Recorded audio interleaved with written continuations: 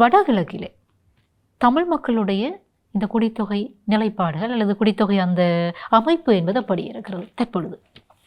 வடகிழக்கு மாகாணங்களில் இன்றைக்கு நாங்கள் ஒரு முக்கியமாக ஒன்றை நாங்கள் பார்த்தால், இந்த இன்றைக்கு கல்வி நிலையில் நாங்கள் எல்லா மாகாணங்களிலும் வடக்கு மாகாணம் 9வது இடத்தில் இருக்கின்றது நாங்கள் எல்லோரும் சொல்லிக் கொண்டிருக்கின்றோம்.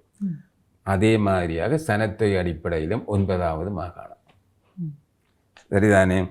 அதாவது மேல் மாகாணத்தில் 28.1% மக்கள் காணப்பட, அப்படியே படிப்படியாக மத்திய மாகாணம் 12.5, தென் மாகாணம் 12, மற்றது உதாரணமாக கிழக்கு மாகாணம் 8.2, ஊவா மாகாணம் 4, கடைசியாக வட மாகாணம் 5.3%. அப்போ அதிலையும் நாங்கள் இந்த 9வது மாகாணமாக இருந்தாங்க. 1981ஆம் ஆண்டு நாங்கள் வட மாகாணம் அதாவது 6வது இடத்திலே இருந்தாங்க. 6வது இடத்தில் இருந்த நாங்கள் இன்றைக்கு நாங்கள் 9வது இடத்துல வந்திருக்கிறோம்.